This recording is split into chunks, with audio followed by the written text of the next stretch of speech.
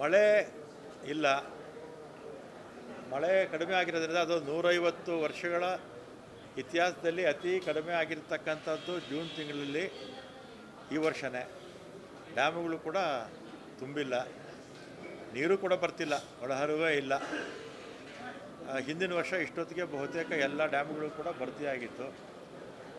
ಆಮೇಲೆ ನಾನು ಕೂಡ ಬಿ ಜೆ ಪಿಯವರು ಮಾಡಿರ್ತಕ್ಕಂಥ ಟ್ವೀಟು ನೋಡಿದೆ. ಕೆ ಆರ್ ಎಸ್ ಅಲ್ಲಿ ತಮಿಳ್ನಾಡಿಗೆ ನೀರು ಬಿಟ್ಬಿಟ್ಟಿದ್ದಾರೆ ಅಂಥೇಳಿ ಬಿ ಜೆ ಪಿಯವರು ಅವರ ಪಕ್ಷದ ಪಕ್ಷದ ಒಂದು ಪೋಸ್ಟು ಎಕ್ಸೆಲ್ಲ ಯಾವುದರಲ್ಲ ಮಾಡಿದ್ದಾರೆ. ಆಮೇಲೆ ವಿಪಕ್ಷದ ನಾಯಕರು ಕೂಡ ಮಾತಾಡಿದ್ದಾರೆ. ಬಿ ಜೆ ಪಿ ಪಕ್ಷಕ್ಕೆ ಮತ್ತು ವಿಪಕ್ಷದ ನಾಯಕರಿಗೆ ಮಾಹಿತಿ ಕೊರತೆಯಿಂದ ಆ ರೀತಿ ಹೇಳಿದ್ದಾರೆ. ನಮ್ಮ BWSPನವರು ನೀರಿನ ಮಟ್ಟ ನಾವು ಪಂಪ್ ಮಾಡ್ತೀವಲ್ಲ ಬ್ಯಾಂಗ್ಳೂರಿಗೆ, ಅಲ್ಲಿ ಭಾಳ ಕಡಿಮೆ ಆಗಿತ್ತು, ಬರೀ 7 ಅಡಿಗೆ ಬಂದಿತ್ತು. ಅದರಿಂದ ನೀರು ಹೆಚ್ಚು ಮಾಡಬೇಕು, ಇಲ್ಲಾಂದರೆ ಬ್ಯಾಂಗ್ಳೂರಿಗೆ ಪಂಪ್ ಮಾಡೋಕ್ಕಾಗಲ್ಲ ಅಂತೇಳಿದ್ದಿಗೆ ಅವರು ಪತ್ರ ಬರೆದಿದ್ದರು ನಮ್ಮ ಸೆಕ್ರೆಟ್ರಿ ಅವರಿಗೆ, ನಮ್ಮ ಇಲಾಖೆ ಸೆಕ್ರೆಟ್ರಿ ಅವರಿಗೆ. ಅದಕ್ಕೆ ಕುಡಿಯೋ ನೀರಿಗೆ ಮಾತ್ರ ನೀರು ಬಿಟ್ಟಿದ್ದಾರೆ. ಮತ್ತು ಬೆಂಗಳೂರಿಂದ ಕರ್ನಾಟಕದಿಂದ ಆಚೆ ತಮಿಳ್ನಾಡಿಗೆ ಹೋಗ್ಬೇಕಾದ್ರೆ ಬಿಳಿಗುಂಡ್ಲು ಹತ್ರ ಮೆಜರ್ಮೆಂಟ್ಸ್ ಇರುತ್ತೆ. ಅಲ್ಲಿ ವಿಪಕ್ಷದ ನಾಯಕರು ಬಿ ಜೆ ಪಿಯವರು ಅಲ್ಲಿ ಎಷ್ಟು ನೀರು ಬಿಳಿಗುಂಡ್ಲು ಹತ್ರ ಆಚೆ ಹೋಗಿದೆ ಅಂತ ಮಾಹಿತಿ ತೊಗೊಂಡ್ಬಿಟ್ರೆ ಅವರು ಟ್ವೀಟ್ ಮಾಡೋ ಪ್ರಶ್ನೆನೇ ಬರೋಲ್ಲ, ಮತ್ತು ಈ ರೀತಿ ಕಾಮೆಂಟ್ ಮಾಡೋ ಪ್ರಶ್ನೆನೂ ಬರೋಲ್ಲ. ನಾವು ಯಾವುದೂ ತಮಿಳ್ನಾಡಿಗೆ ನೀರು ಬಿಟ್ಟಿಲ್ಲ, ಕುಡಿಯೋ ನೀರು ಮಾತ್ರ ಬೆಂಗಳೂರು ಬಿಟ್ಟಿರ್ತಕ್ಕಂಥದ್ದು. ಬೇಕಾದ್ರೆ ಮಾಹಿತಿ ಅವ್ರಿಗೂ ಕೂಡ ಕಳಿಸ್ತೀನಿ. ಈಗ ಒಂದು ಕಾವೇರಿ ವಾಟರ್ ಮಾನಿಟರಿಂಗ್ ಅಥಾರಿಟಿ ಅಂತಿದೆ, ತಿಂಗಳಿಗೊಂದ್ಸಲಿ ಮೀಟಿಂಗ್ ಆಗ್ತಾ ಇರುತ್ತೆ. ಅವರು ನಮ್ಮಲ್ಲಿರ್ತಕ್ಕಂಥ ನೀರಿನ ಲಭ್ಯತೆ, ನಮಗೆ ಇರ್ತಕ್ಕಂಥ ನೀರಲ್ಲಿ ಕುಡಿಯೋ ನೀರಿಗೆ ಎಷ್ಟು ಬೇಕು ಅದನ್ನೆಲ್ಲ ನೋಡಿಕೊಂಡವರು ಬಿಡಬೇಕೋ ಬಿಡಬಾರ್ದು ಅಂತ ಅವ್ರು ತೀರ್ಮಾನ ಮಾಡ್ತಾರೆ.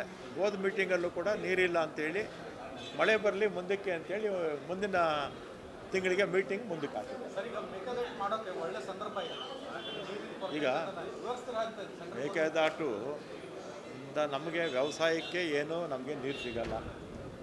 ನಮಗೆ ಬೆಂಗಳೂರಿಗೆ 4.75 TMC ಕುಡಿಯೋ ನೀರು ಸಿಗುತ್ತೆ, 400 ಮೆಗಾವ್ಯಾಟ್ ವಿದ್ಯುತ್ ಸಿಗುತ್ತೆ ಅಷ್ಟೇ.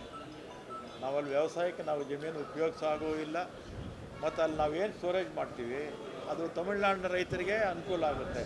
ಈಗ ಅಲ್ಲಿ ಡ್ಯಾಮ್ ಇದ್ದಿದ್ರೆ ಅಂತ ಇಟ್ಕೊಳ್ಳೋಣ, ಈಗ ತಮಿಳ್ನಾಡಿನವ್ರಿಗೆ ನಾವು ನೀರು ಬಿಡ್ಬೋದಿತ್ತು. ಡ್ಯಾಮ್ ಇಲ್ಲದೆ ಇರೋದ್ರಿಂದ, ಸ್ಟೋರೇಜ್ ಇಲ್ಲದೆ ಇರೋದ್ರಿಂದ ನಾವು ನೀರು ಬಿಡೋಕ್ಕಾಗಲ್ಲ, ಅವ್ರು ಕೇಳೋಕ್ಕೂ ಆಗಲ್ಲ. ಈಗ ನಮ್ಮಲ್ಲಿ ನೀರೇ ಇಲ್ವಲ್ಲ. ಇದರಿಂದ ತಮಿಳ್ನಾಡು ಇದನ್ನು ಅರ್ಥ ಮಾಡಿಕೊಂಡ್ರೆ ಅವ್ರ ರೈತರಿಗೆ ಬೆನಿಫಿಟ್ ಅಷ್ಟೇ.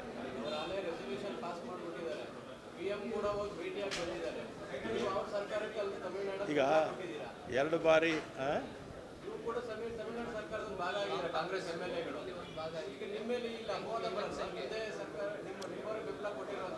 ಈಗ ಗೋವಾದಲ್ಲಿ BJP ಸರ್ಕಾರ ಇದೆ, ಮಹಾರಾಷ್ಟ್ರದಲ್ಲಿ BJP ಸರ್ಕಾರ ಇದೆ, ಕೇಂದ್ರದಲ್ಲಿ BJP ಸರ್ಕಾರ ಇದೆ. ಮಹದಾಯಿ ತೀರ್ಮಾನ ಮಾಡಲಿ. ಆಮೇಲೆ ಕೃಷ್ಣಾದು ಆಂಧ್ರದಲ್ಲಿ, ಆಂಧ್ರ BJP ಅಲಿಯನ್ಸ್ ಅಲ್ವಾ, ಕೃಷ್ಣಾ ರಿವರ್ ಬಗ್ಗೆ ನೋಟಿಫಿಕೇಷನ್ ಮಾಡಲಿ. ಯಾಕಂದರೆ BJP ಅವರೆಲ್ಲ ಒಂದೇ ಟೀಮ್ ಅಲ್ವಾ.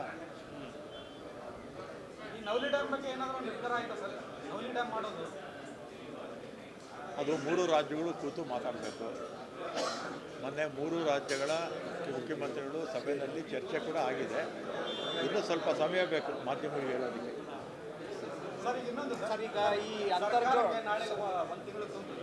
ಒಂದು ವರ್ಷ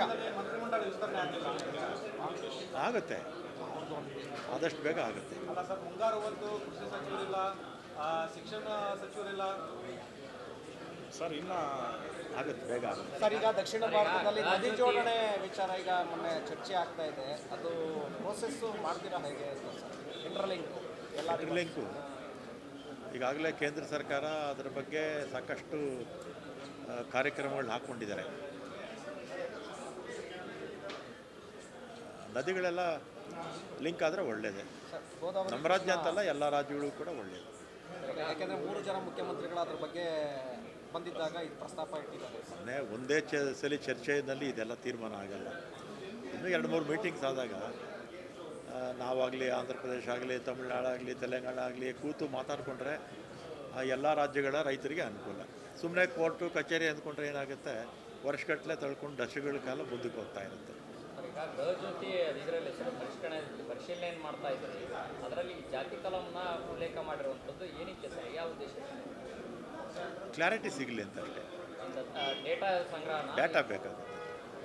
ಡೇಟಾ ಇದ್ದರೆ ಒಳ್ಳೇದಲ್ವ. ಈಗ ಮಕ್ಕಳು ಎಷ್ಟು ಜನ, ಆಮೇಲೆ ನಮ್ಮ ಎಂಪ್ಲಾಯೀಸ್ ಎಷ್ಟು ಜನ, ಆಮೇಲೆ ಸೀನಿಯರ್ ಸಿಟಿಸ್ ಎಷ್ಟು ಜನ ಓಡಾಡ್ತಾರೆ ಅಂತ ಲೆಕ್ಕ ಬೇಕಲ್ಲ, ಅದಕ್ಕೆ ತಗೊಳ್ತಾರೆ. ಮತ್ತೊಂದು ಜಾತಿ ಗಣತಿನ ಅಂತ ಸರ್. ಜಾತಿ ಗಣತಿ ಅಲ್ಲ, ಕ್ಲಾರಿಟಿ ಸಿಗಲಿ ಅಂತ ಮಾಡ್ತಾ ಇದ್ದಾರೆ. ಸರ್, ನಿನ್ನೆ ಜಯನಗರದಲ್ಲಿ ಈ ಕರಪತ್ರಗಳನ್ನು ಮನೆ ಮನೆಗೆ ಹಂಚುತ್ತಾ ಇದ್ದಾರೆ ಅಂತೇಳಿ ಆರೋಪ ಎದುರಾಗಿತ್ತು.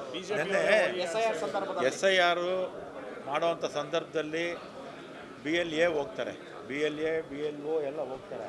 ಆ ಸಂದರ್ಭದಲ್ಲಿ BJP ಅವರು ಪಾಂಪ್ಲೆಟ್ಟು, ಅಲ್ಲಿ ನಾಯ್ಡು ಅಂತ ಎಕ್ಸ್ ಕಾರ್ಪೊರೇಟರ್ ಇದ್ದರು, ಅವರೇ ಪಾಂಪ್ಲೆಟ್ ಪ್ರಿಂಟ್ ಮಾಡಿ ಅದನ್ನು ಮನೆ ಮನೆಗೆ ಹಂಚ್ತಾಯಿದ್ರು. ಆಮೇಲೆ ನಮ್ಮ ಪಕ್ಷದ ಕಾಂಗ್ರೆಸ್ ಕಾರ್ಯಕರ್ತರು ಹೋಗಿ ಅಬ್ಜೆಕ್ಷನ್ ಮಾಡಿ ಪೊಲೀಸ್ ಕಂಪ್ಲೇಂಟು ಕೂಡ ಇವರಿಗೆ ಕಮಿಷನರ್ಗೆ, ಝೋನಲ್ ಕಮಿಷನರ್ಗೆ, ಸೌತ್ ಕಮಿಷನರ್ಗೆ ಕಂಪ್ಲೇಂಟು ಕೊಟ್ಟಿದ್ದಾರೆ.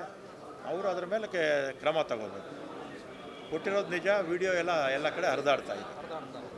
ನೀವು ಸಣ್ಣ ಆಗ್ಬೇಕಲ್ವಾ? ಅದು ಒಂದು ಉತ್ತಮ ಆಹಾರದಿಂದ ಸಣ್ಣ ಆಗ್ಬೇಕಲ್ವಾ? ಪ್ರತಿದಿನ ನಮ್ಮ ಜೀನಿ ಸ್ಲಿಮ್ನ ಯೂಸ್ ಮಾಡಿ ಯಾವುದೇ ಸೈಡ್ ಎಫೆಕ್ಟ್ ಇಲ್ದಂಗೆ ನೀವು ಸಣ್ಣ ಆಗ್ತೀರಾ.